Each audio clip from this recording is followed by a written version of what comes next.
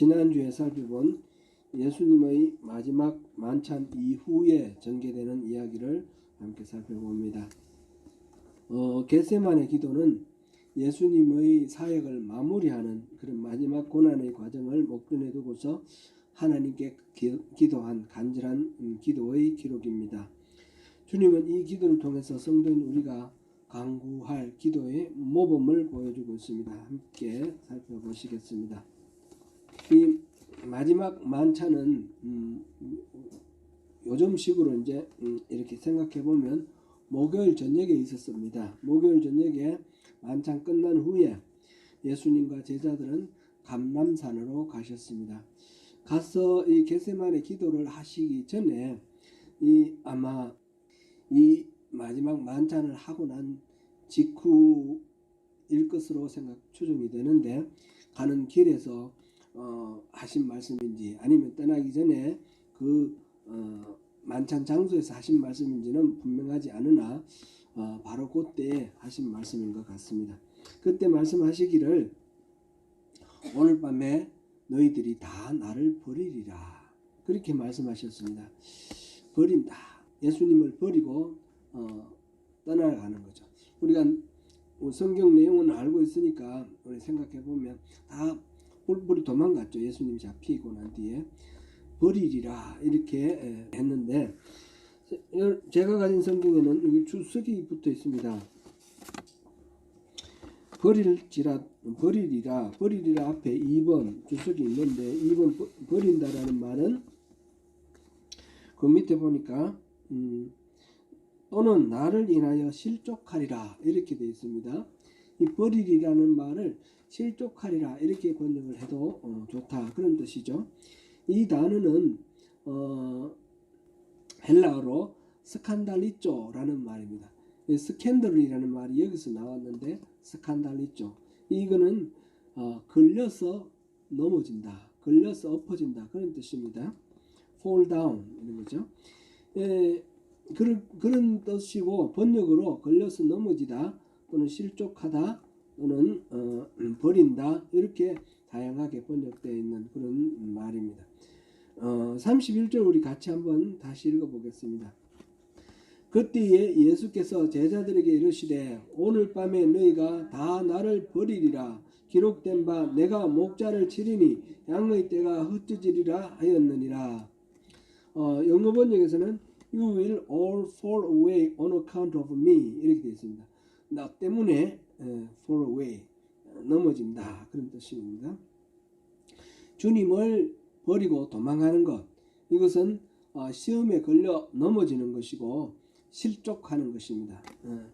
그리고 이어지는 말씀 가운데 내가 목자를 치리니 이렇게 시작되는 그 문장도 주석이 붙어 있는데, 스가랴 13장 7절이라고 그렇게 인용 부호가 붙어 있습니다. 스가랴의 문맥을 보면 이 참된 목자를 쳐서 참된 목자가 해를 받음으로써 대부분의 양떼가 흩어져서 목자 없는 그런 양으로서 흩어져서 사라져 버립니다. 그 중에서 3분의 1은 남아서 연단을 받은 후에 여호와는 나의 하나님, 우리는 하나님의 백성, 이런 관계가 회복된다라고 고백하는 그런 희망찬 메시지가 나와 있습니다. 지금 예수님께서는 이 말씀을 인용을 하면서 내가 죽으면 내가 지금 머지않아서 오늘 밤에 잡힐 텐데, 그거는 잡힌다는 말은 안 하셨어도 그렇게 되면 여러분들 다 흩어질 것이다, 다 버릴 것이다, 나를 버릴 것이다.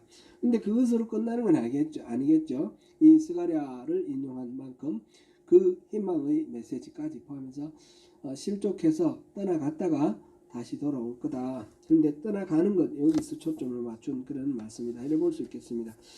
그래서 이런 가운데 제자들이 흔들리지 않기를 바라는 마음이 예수님께서 아주 간절하셨습니다. 그래서 누가복음에서 보면 베드로를 위하여 더욱 이 흔들리지 않도록 다지는 그런 모습이 보입니다. 누가복음 22장 31절에서 32절 우리 같이 한번 보겠습니다. 시몬아 시몬아 보라, 사탄이 너희를 밀가부르듯 하려고 요구하였으나 그러나 내가 너를 위하여 내 믿음이 떨어지지 않기를 기도하였노니 너는 돌이킨 후에 내 형제를 굳게 하라. 지금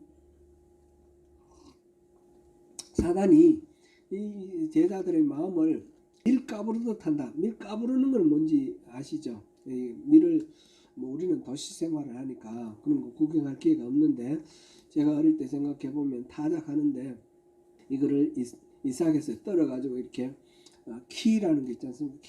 키로 이렇게 까부르는데, 까부르면 이 바람에 이렇게 날려가고 알곡만 남아있고 껍데기는 날아가는데, 이것처럼 이렇게 키질을 하는 것처럼 이 사탄이 우리 마음을 막 흔든다는 거죠. 막 뒤흔들어 가지고 날아가게 막 뒤흔드는 그런 유혹과 그런 위협, 이런 것들이 끊임없이 몰아닥칠 텐데, 거기에서 휩쓸려 가지 않고 남아있도록 예수님이 기도하신다는 겁니다. 밀가부르듯 하는 이 상황 속에서 예수님께서 시몬을 위해서, 베드로를 위해서 내 믿음이 떨어지지 않기를 기도하였다, 이렇게 되어 있고요. 그래서 너는 돌이킨 후에 내 형제를 굳게 하라. 이 베드로를 중심으로 해서 다시 이 제자들이 믿음을 회복하고 다시 돌아오도록 예수님께서 기도하고 계십니다. 이러한 예수님의 말씀 앞에 베드로는 호기롭게 장담합니다. 오늘 밤 너희가 다 나를 버리리라. 그러니까 모두 주를 버릴지라도 나는 결코 버리지 않겠나이다. 33절에 그렇게 말씀하셨죠. 예수님은 그 말씀을 들으시고 오늘 밤 닭 울기 전에 내가 3번 나를 부인하리라. 장담을 하고 큰 소리 치는 건 좋은데, 너는 곧 이 밤이 새기 전에 3번 나를 부인할 거다. 너는 그런 연약한 존재다라는 것을 알아라. 그런 말씀이겠죠. 닭 울기 전에 3번 나를 부인한다 그랬습니다. 이것도 마찬가지로 도시 생활하는 경우에 우리는 잘 모르는데, 저는 어릴 때 시골에서 자랐으니까 이거는 뭐 옛날에는 시계가 없었어요. 시계가 없었는데 닭 우는 소리를 듣고 시간을 알았어요. 이제 일어나는 시간이 됐구나. 닭이 보면 3번 울어요. 3번. 마지막에 우는 거는 이제 해가 푸음하게 뜰 때, 그러니까 거의 밝아질 때 3번째로 울고, 그 다음에 한 30분 간격으로 이렇게 울거든요. 그러니까 첫 번째 울 때는 한 1시간 전, 해 뜨기 1시간 전, 이때는 아주 칠흑같이 어두운 그런 때입니다. 그런데 그때 닭이 울더라고요. 참 신기하다. 닭은 어떻게 해서 저걸 알까? 밝아질 때 운다 그러면 빛을 보고 밝아지니까 우는구나, 그렇게 생각할 테지만 그것도 아닌데 참 신기하다. 하나님께서는 참 그런 면에서도 오묘하게 만들어 놓으신 거예요. 닭이 하여튼 그렇게 웁니다. 닭이 우는 소리를 듣고 시골에서는 이제 여름 농사 시작할 때는 새벽에 이제 아침에 해 뜨는 시간이 여름 겨울 달라지잖아요. 한 5시나 이러면 해가 뜨는데 1시간 전 4시 되면 일어나서 덜에 나가서 이제 농부들이 일을 하죠. 그런데 그 시간을 어떻게 아느냐? 닭이 우는 소리를 듣고 첫 번째 울고, 두 번째 울고, 세 번째 울고, 그러면서 이렇게 측정합니다. 지금 예수님은 닭 울기 전에 3번 나를 부인하리라. 이거는 이제 뭐 구체적으로 말씀을 안 하셨지만, 닭 운다는 것 자체가 해가 밝아지는 것을 말하고, 첫 닭 울기 전에 이렇게 생각하면 좋을 것 같아요. 첫 번째 닭 울기 전에, 내일 날이 밝기 전에 3번 날 모른다 부인할 것이다. 베드로는 이 말 듣고 뭐라 그랬습니까? 주와 함께 죽을지언정 주를 부인하지 않겠나이다. 35절에 그렇게 큰 소리로 장담을 합니다. 다른 제자들도 그렇게 말했습니다. 베드로가 주님을 부인할 것이라고 하는 이 주님의 예언은 실질적으로 그대로 되었습니다. 인간이 결심하는 것은 정말 한계가 있다는 것을 봅니다. 오늘 겟세마네의 기도만 말씀 오늘 주제로 삼았는데 그 앞에 있기 때문에 같이 살펴봤고요. 이건 나중에 예수님이 잡혀가고 난 뒤에 재판 받는 동안에 26장 69절에서 75절에 보면 베드로가 예수를 모른다라고 부인하는 장면이 나와 있습니다. 그때 가서 이 부분 다시 한 번 더 보겠습니다. 오늘은 겟세마네 기도에 대해서 우리가 살펴볼 텐데, 겟세마네 기도는 첫 번째로 우리가 생각할 부분은 기도 자체가 원래 그렇지만 이 겟세마네 기도에서 분명하게 보이는 것은 영적 전쟁이다라는 겁니다. 기도는 하나님과의 대화이죠. 교제이죠. 그리고 하나님과 친밀하게 교제하는 관계에 있을 때는 우리가 안전하지만 이 기도 가운데서도 끊임없이 사탄의 공격이 있습니다. 우리 실제로 기도하는 가운데 우리가 막 소리를 내서 기도하든 아니면 침묵으로 기도하든 이 싸우는 것을 느낄 수가 있습니다. 하나님이 바라시는 바가 있고 이 내가 또 원하는 다른 게 있고 해서 이 속에서 실험하는 것을 보는데, 예수님께서 이 겟세마네 기도에서 그것을 전형적으로 잘 보여준다 이렇게 말씀할 수 있습니다. 예수님께서 제자들과 자주 다니던 곳인 것 같아요.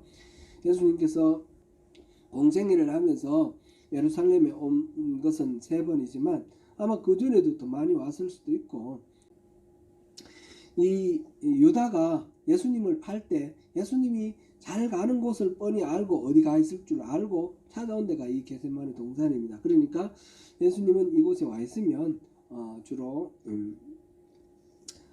이 겟세마네 동산에서 기도를 많이 하신 것 같아요. 제자들 데리고 그로 가셨다가 어느 지점에서 제자들을 다 남겨놓고 베드로와 세베대의 두 아들 요한과 야고보를 데리고 또 이렇게 좀 더 가다가 그들을 또 남겨놓고 혼자 조금 더 들어가서 떨어져서 이렇게 기도를 합니다. 예수님과의 친밀함에도 이렇게 제자들 12제자들 똑같지 않습니다. 다른 무리들과 12제자가 구분되지만 12제자 안에도 더 친밀한 그런 제자들이 있다는 것을 보면서 우리가 주님과의 어떤 친밀함을 생각을 할 때 더욱 친밀함을 더 많이 우리가 가까워지기를 구하고 나가야 되겠습니다. 그 시내산에서 모세와 하나님 만나는 그 광경에서도 그렇지 않습니까? 일반 백성들이 갈 수 있는 데가 있고 장로들 70명과 아론과 그 두 아들 갈 수 있는 그 경계선이 이 차이가 납니다. 그리고 모세가 갈 수 있는 데, 이것처럼 우리는 하나님과 직접 대면해서 말씀 나눈다 하지만 그러나 그런 가운데서도 이 친밀도의 차이는 또 있다라는 것을 우리가 여기서 우선 잠깐 볼 수 있겠습니다. 이때 주님은 매우 고민하고 슬퍼하셨다라고 그렇게 기록하고 있습니다. 이 세 제자들에게 말씀하셨습니다. 38절에 내 마음이 매우 고민하여 죽게 되었으니 너희는 여기 머물러 나와 함께 깨어 있으라. 너무너무 고민이 되어서 죽을 지경이다. 우리 막 너무 힘들어서 죽겠다. 우리 말 언어 습관이 있지 않습니까? 그런 말하고 비슷한 것 같아요. 내가 고민이 되어서 정말 죽겠다. 죽을 지경이 됐다. 그런 식으로 이제 말씀을 하십니다. 무슨 고민이 예수님을 이렇게 막 스스로 생각할 때 너무너무 고민이 돼서 죽겠다 싶을 정도의 그런 고민이 되었을까요? 그것은 우리는 다 내용은 압니다. 그죠? 장차 머지않아 지금 겟세마네 동산에서 기도하다가 끝마치고 난 뒤에 잡혀갈 겁니다. 잡혀가서 바로 재판을 하고 그 재판 끝나면 바로 이제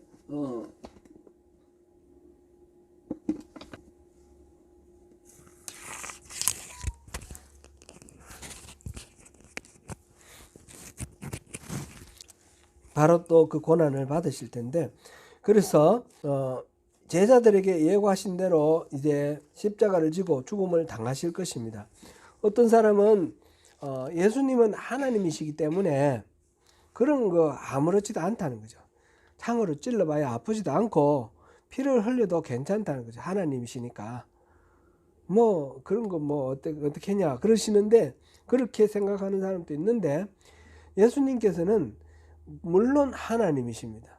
하나님은 100% 하나님이시지만 인간으로 오셨어요. 100% 인간으로 오셨습니다. 그래서 살을 찌는 그 고통, 피를 쏟는 그 고통은 인간이 겪는 것과 똑같은 그런 고통으로 겪어야 합니다. 우리들의 죄를 용서받기 위한 희생 제물이 되시기 위해서 이 십자가의 고난, 그 정말 어마어마한 그 고통, 그 고난을 다 지셔야 하는 것입니다. 우리에게 이런 고통이 다가오는 경우가 많은데 이런 고통이 다가올 때 두 가지가 필요합니다. 하나는 이 기도하는 시간이 필요하고요. 하나는 위로하는 믿음의 동지가 필요합니다. 힘들고 어려울 때 기도할 수 있다는 것 자체가 복이죠. 크라이처치 있을 때 우리 교인 성도님 중에 지진이 나고 막 이제 그 사업장이 이렇게 문을 닫고 굉장히 경제적으로 어려울 때예요. 정부에서 뭐 보존하고 이런 것도 나중에 어느 정도 시간이 지나고 난 뒤에 나오는데, 그럴 때에 아주 힘들고 엎친 데 덮친 격으로 재산상 손해도 많고 그런데 잠깐 한국 방문해 계실 때인데 뭐 잘못해가지고 보이스피싱에 걸려가지고, 보이스피싱이 아니고 이거 뭐라 그래야 되나요? 폰 피싱인가요? 어쨌든 여기에 폰에 나타나 스마트폰에 온 거 잘못 건드려가지고 몇만 불이 쑥 나가버렸어요. 순간적으로. 그러니까 얼른 그거를 신고를 했지만 이미 늦었어요. 그래가지고 재산 한 몇만 불 손에 났으니까 어려운데 너무너무 힘들잖아요. 근데 이제 같이 그때 이제 성경 공부하고 막 그랬는데 그 시간에 그런 말씀 하시더라고요. 지금도 생각나는데 이런 어려운 일이 있을 때에 기도할 수 있다는 게 얼마나 큰 복인지 모르겠습니다. 그런 얘기를 하더라고요.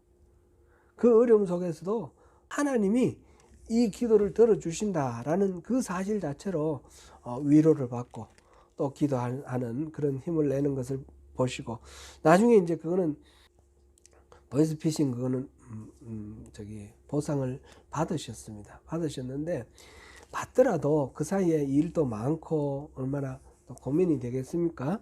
근데 기도로 그것을 잘 이겨나가는 것을 보고 그분들을 참 지금도 참 이렇게 참 훌륭하시다, 믿음으로 잘 해나가신다, 그런 마음이 있습니다. 이렇게 힘들 때에 또 한편으로 필요한 것이 믿음으로 같이 동력하면서 그 위로해주는 그런 이웃이 필요한 것입니다. 그리고 힘들고 어려운 이웃이 있을 때 우리가 함께 해주는 것, 무슨 말로 다 위로가 되지는 않을 겁니다. 근데 그 자리에 같이 있어주고 함께 말을 들어주고 그 고민을 같이 나누는 것 자체로, 고민을 나누면서 스스로 이렇게 답을 찾아갈 수 있도록 그렇게 하는 것 자체가 참 큰 힘이 됩니다. 그렇게 우리가 힘들 때 믿음의 그런 친구를, 동력자를 이렇게 찾아서 함께 나아가시기를 바라고, 또 우리가 그런 분들에게 같이 또 힘이 되어주는 그런 이웃이 되면 좋겠습니다. 민혜승 권사님이 편찮으셔서 병원에 계시는데 제가 너무너무 참 어쩔 줄을 모르겠어요. 힘들고 저는 나름대로 또 힘들었어요. 왜냐하면 목사가 찾아가서 손잡고 기도도 해주고 막 이러면서 같이 힘이 되어주면 좋겠는데 만날 수가 없는 거예요.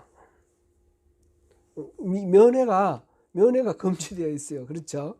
이 면역 체계가 이렇게 공격받은 그런 질환이기 때문에 그 사람을 만나면 안 되는 그런 거라서, 그래도 잘 이겨내시고 또 훌륭하신 남편 그리고 아드님 따님 잘 가족들이 힘을 많이 주셔서 민혜성 권사님이 회복되시고 지금 많이 좋아지신 모습 보고 너무너무 반가웠는데, 그럴 때 되게 고민스럽고 힘들더라고요. 우리가 어려울 때에 고민스럽고 힘들어하는 그런 상황 속에서 하나님께 기도하고 이웃과 가까운 이웃과 같이 위로와 격려를 나눌 수 있는 그런 상태가 되면 좋겠습니다. 믿음이 그래서 위로 하나님과 옆으로 이웃 이렇게 같이 균형 있게 잘 갖춰지면 좋겠습니다. 기도는 앞서도 말씀 나누었는데 하나님과의 소통입니다. 하나님과의 교제를 통해 온전한 연합을 이룰 수가 있습니다. 그래서 기도는 영적 전쟁인데 내 힘만으로는 이길 수가 없습니다. 내 힘만으로 이길 수 없는데 이 기도를 통해서 하나님과 연합함으로써 하나님의 힘이 우리 안에 들어와서 우리를 위로하고 격려할 뿐만 아니라 하나님 자신이 싸워주십니다. 이게 중요한 것입니다. 기도가 그것이 중요합니다. 예수님이 공생애를 시작하기 전 광야에서 40일간 금식하고 기도했을 때에 예수님을 방해하기 위해서 사탄이 공격을 했습니다. 이때 예수님께서 말씀으로 이 사탄의 공격을 물리쳤는데 이 말씀 이거는 성경 외워 가지고 성경 말씀을 이렇게 대적할 때 사용했다 이런 의미도 있겠지만 그보다 더한 거는 하나님이 함께 하셨다라는 그런 의미로 우리가 이해하면 좋겠습니다. 지금 예수님께서 공생애를 마무리하는 이 마지막 순간인데 사탄이 다시 도전을 해오고 있습니다.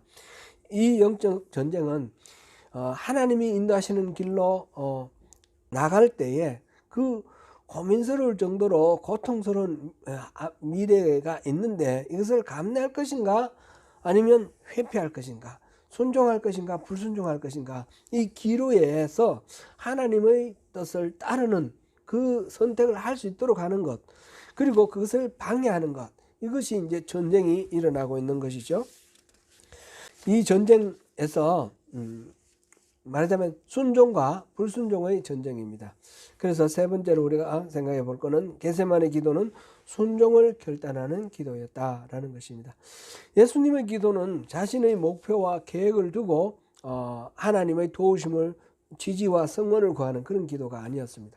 우리 일반적으로 기도라 그럴 때는 내가 생각하고 내가 원하는 것을 신이 강력한 힘으로 도와달라 이런 식으로 기도하는 경우가 많은데 우리는 그런 것이 아니라 예수님의 이 기도가 같이 하나님 뜻을 분별하고 하나님 뜻을 위해서 자기 뜻을 맞추는 조정하고 맞추는 그래서 자기 부인이 동반되는 그런 기도가 참된 기도다라는 것을 여기서 배울 수가 있습니다. 39절에 내 아버지여 만일 할만하시거든 이 잔을 내게서 지나가게 하옵소서 그러나 나의 원대로 마시옵고 아버지의 원대로 하옵소서 이렇게 기도합니다. 가능하면 이 잔이 지나가기를 원합니다. 이 고통이 너무너무 끔찍할 것을 예상하니까 할만하시거든 지나가게 해주세요. 그렇게 기도를 합니다. 그러나 내 뜻대로가 아니라 아버지의 원대로 하십시오. 주님의 뜻에 순종하는 것은 때로는 엄청난 대가를 치러야 할 때도 있습니다. 그것이 목숨을 요구하는 경우도 있습니다. 죽음일 수도 있습니다. 이 길을 따르는 것은 엄청난 결단이 필요합니다. 그러나 예수님은 자신의 정체성을 정확히 알았습니다. 자기가 누군지. 요한복음 8장 42절을 같이 보시겠습니다. 예수께서 이르시되 하나님이 너희 아버지였으면 너희가 나를 사랑하였으리니 이는 내가 하나님께로부터 나와서 왔음이라. 나는 스스로 온 것이 아니요 아버지께서 나를 보내신 것이니라. 예수님은 자신이 스스로 온 게 아니라는 거. 절대로 저절로 온 것도 아니고 하나님이 보내셔서 하나님의 보내심을 받고 온 그런 존재라는 것을 인식하고 계셨습니다. 또 요한복음 5장 30절을 보시겠습니다. 내가 아무것도 스스로 할 수 없노라 듣는 대로 심판하노니 나는 나의 뜻대로 하려 하지 않고 나를 보내신 이의 뜻대로 하려 함으로 내 심판은 의로우니라. 요한복음에서는 이 하나님과 예수님의 관계를 아주 다른 복음에서는 나타나지 않는 그런 측면에서 자세하게 영적인 측면을 기술을 했는데 여러 차례 말씀하신 것이 내 뜻대로 아무것도 하지 않는다. 아버지께서 하시는 대로, 보여주시는 대로, 말씀하시는 대로 한다라는 그런 의사를 여러 번 밝히셨습니다. 철저하게 자기 자신을 보내신 하나님의 말씀을 듣고 순종하는 삶을 사셨습니다. 마지막 사명 앞에서도 하나님 말씀 앞에 순종하기 위해서 땀이 핏방울이 떨어지듯이 그 땀이 쏟아지는 그런 절절하고 진실한 그런 마음으로 기도하고 있었습니다. 그래서 제자들께는 이제 잠깐 가보니까 제자들은 또 이 예수님의 마음을 알지 못하니까, 닥쳐올 어떤 일들에 대해서 전혀 알지 못하니까 너무너무 피곤해서 눈꺼풀이 무거워서 자고 있습니다. 그래서 예수님은 제자들에게 깨어 있으라 그렇게 당부를 합니다. 아마 본인도 이렇게 이 깨어 있으라는 것은 두 가지 의미가 있어요. 그래서 단순히 이제 졸고 있으니까 잠 깨라 이런 말도 있겠지만 영적으로 깨어 있으라 그런 말도 되겠죠. 그런 의미에서 이 깨어 있으라는 말은 예수님 자신에게 하는 그런 말씀이기도 합니다. 본문 41절을 다시 한번 보시겠습니다. 시작. 시험에 들지 않게 깨어 기도하라. 마음에는 원이로되 육신이 약하도다 하시고. 우리가 그렇게 약한 존재죠. 우리가 베드로가 큰 소리를 쳤지만 내가 죽을지라도 절대로 선생님을 버리지 않겠습니다 그랬지만 예수님께서 이 새벽이 다 새기 전에, 이 밤이 새기 전에는 3번 나를 부인할 거다. 이 연약한 인간의 그 모든 마음을 아시는 것이죠. 그래서 깨어서 기도하라 그런 말씀을 하십니다. 그리고 예수님은 다시 기도하였습니다. 본문 42절을 보시겠습니다. 다시 두 번째 나아가 기도하여 이르시되 내 아버지여, 만일 내가 마시지 않고는 이 잔이 내게서 지나갈 수 없거든 아버지의 원대로 되기를 원하나이다 하시고. 만약 예수님 자신이 이 잔을 마시지 않으면, 이 고통을 감당하지 아니하면 내게서 지나갈 수 없거든 그렇게 표현되는데, 이 잔은 말하자면 필연적으로 견뎌내야 할 그런 것이라고 인정하고 계시는 거죠. 만약 예수님께서 이걸 감당하지 않는다면 하나님의 계획이 온전하게 진행되지 못하고 어그러진다. 그럴 경우면 그냥 하나님 하십시오. 내가 이 잔을 마시겠습니다. 나의 뜻대로가 아니라 아버지의 원대로 하십시오. 이렇게 기도합니다. 예수님은 이 기도를 3번이나 하셨습니다. 한 번 하고 끝나는 게 아니고 3번 했다는 것은 그만큼 고민이 크다는 거죠. 그만큼 또 하나님께 지나가기를 원하는 마음이 큰과 동시에 아버지의 뜻대로 하시옵소서 하고 난 뒤에도 내 마음속에 그 지나가시면 좋겠습니다는 마음이 남아있다는 것입니다. 그러니까 또 하고 이 예수님이 이 고난에 대해서 그만큼 절절하게 지금 힘든 가운데, 고민하는 가운데서 이 기도를 하시면서 자신의 뜻을 이렇게 부인하고 쳐서 복종시켜서 하나님 뜻에 맞추는 그런 과정을 지금 지나가고 있다는 것을 보여주고 있습니다. 사랑하는 성도 여러분, 예수님은 이 기도를 통해서 영적 전쟁에서 승리하셨습니다. 연약한 육체의 안정과 평안함을 추구하는 마음과 하나님의 사명을 감당하는 마음 사이에 고민과 갈등을 숨김없이 하나님 앞에 내어놓고 기도하였을 때 하나님께서 이길 수 있는 길을 제시하셨습니다. 그것은 다름 아니라 하나님과 함께 가는 것입니다. 예수님은 그 이후에 고난의 십자가를 지는 과정을 그분 안에 오신 하나님과 함께 감당하셨습니다. 하나님이 주시는 힘과 위로로 그 고난을 견뎌내고 승리하셨습니다. 우리 모두 영성 깊은 기도로 주님과 하나가 되어서 주님의 은혜와 주님이 공급해 주시는 능력으로 우리에게 닥쳐오는 어떤 일이든지 승리하는 저와 여러분이 되시기를 축원합니다. 기도하겠습니다. 은혜로우신 하나님, 겟세마네에서 예수님께서 마지막 사역 십자가의 그 고난을 앞두고 고통하면서 기도하는 그 기도를 보았습니다. 주님, 예수님의 그 기도처럼 우리 또한 우리 앞에 놓여지는 어떤 상황이 있을 때에, 사명이 있을 때에 솔직하게 그 모든 것들을 털어놓고 하나님 앞에 고하되 내 고집대로 하나님이 끝까지 이루어 주시도록 내 뜻을 관철시키도록 그렇게 하는 것이 아니라 자기를 쳐서 복종시키면서 자기를 부인하면서 하나님의 뜻을 받들어 순종하는 그런 기도로 우리가 승리하기를 원합니다. 주님 함께해 주시고 또 주님의 그 은혜로 충만하게 채워주시옵소서. 성령 충만하게 우리를 늘 지켜주옵소서. 예수님 이름으로 기도드립니다. 아멘.